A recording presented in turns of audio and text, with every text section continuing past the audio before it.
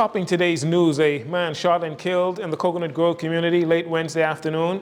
Hundreds of illegal weapons were destroyed by police on Wednesday. Senators debate the bill to introduce the biometric voters' cards, and a lingering heat wave has the nation on edge.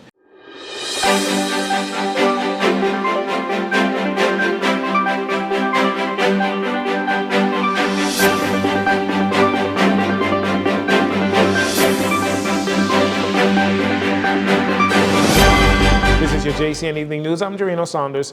Thank you so much for joining us. A 21-year-old man was shot to death Wednesday afternoon. It happened on Lexington Avenue between Andros Avenue and Wolf Road shortly before 5 p.m. Police Press Liaison Officer Chief Superintendent Sharia King was on the scene and shared details on what transpired. The victim was standing outside of a residence in this area when a dark-colored Japanese vehicle pulled up. One male occupant exited that vehicle, opened fire on the victim. The victim then ran just north of that residence when that same male suspect gave chase and continued to discharge gunshots in the direction of the victim.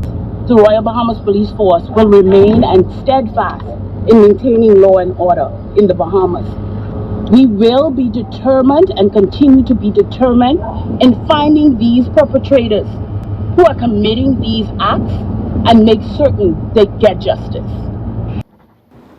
This becomes the 57th murder in the country this year. Gun violence in the country has been a serious issue, and this initiative ensures that these firearms will never be redistributed. Minister of National Security Wayne Munro expressed that this act is about ending the life cycle of the illegal firearms. Final disposal in the form of encased cures this mischief, however, thus removing the owner's burden of the long-term storage of these remnants until the out-of-body container full of them. In short, the only way to guarantee that a firearm will never be used is to destroy it and properly dispose of the remnants. For today's encasement ceremony represents this terminal event in the destruction process. It is an important pillar in the policy of gun control, public safety, and arms management.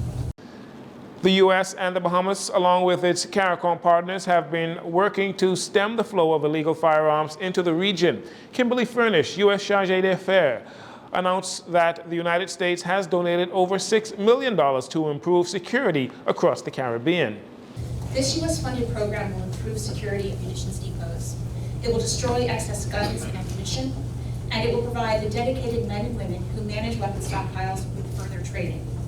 These trainings, such as the U.S.-funded weapons destruction course delivered to the police force, that's where I had the chance to use a power saw and cut a few guns, it was quite fun, is an example of our partnership and our commitment to a safer Bahamas. The ceremony marks the first in the Bahamas, and according to Minister Munro, the 1,400 weapons destroyed on Wednesday represents just 20% of the weapons that must be destroyed going forward.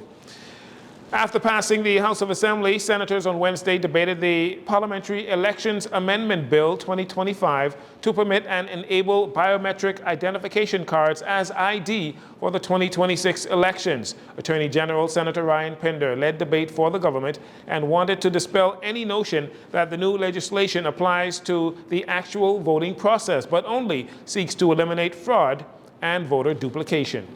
Mr. Chair, Today I rise for the second reading of the Parliamentary Elections Amendment Bill 2025, which is intended to provide the necessary legislative support to introduce a biometric parliamentary elections register and, Mr. Chair, a corresponding biometric voters registration card. I want to be clear, Mr. Chair, this does not extend to the voting process itself. We are not doing anything to change the actual voting process. The voting process will be the same manual voting process that we have always had on a ballot, as we have always utilized in our elections, Mr. Chair. So I just want to say that at the outset to be clear what we are debating today. We are debating measures related to voter registration only. Prime Minister Philip Davis, who led debate in the House of Assembly, said the legislation, which was first introduced by the Minnis administration, is about safeguarding the integrity of the nation's elections. Despite the government's intentions, F&M Senator Michael Barnett Ellis said while they support the bill, they believe the government is being careless and moving too fast. The PLP's approach is careless and rushed, and it comes from a government whose own actions have already caused many Bahamians to question their word, and that is not the foundation on which to build electoral reform. We call on the government to slow down, consult the people, and put the safeguards in place before collecting and transferring biometric data. The management of biometric information is too important to be handled carelessly. We support modernizing our elections, but it must be done with proper safeguards in place to protect the privacy and rights of every Bahamian. Thank you, Mr. Chairman. According to Pinder, the new legislation, including the biometric cards and registration process, is expected to be completed and in place by January of 2026, well ahead of the next general elections.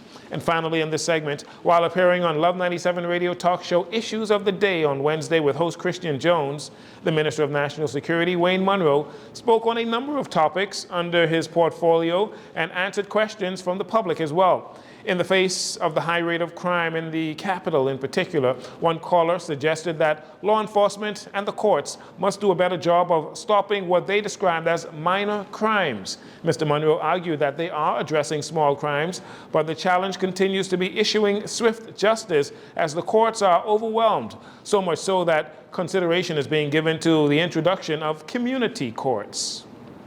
Because they cannot efficiently be dealt with by the ordinary magistrates' courts that are under burden now.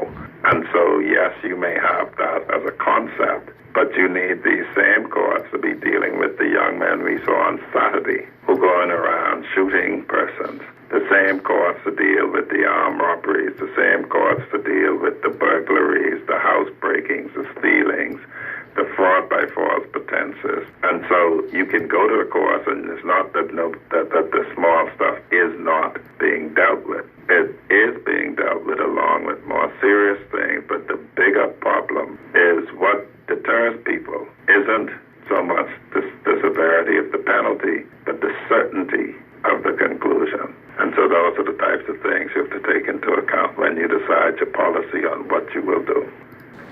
Mr. Munro said another challenge when it comes to addressing criminal matters in the court system is the enormous amount of time lost while judges are on vacation.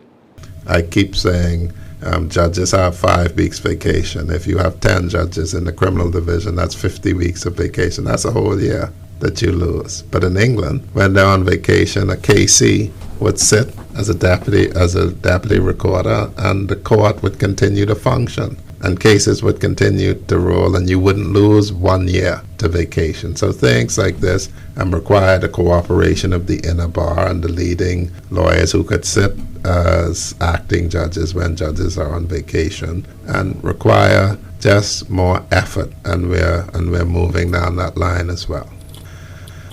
Crime, along with the economy, immigration, they are expected to be among the main issues for voters going to the polls in 2026. We'll take a break here. We'll be right back following these commercials.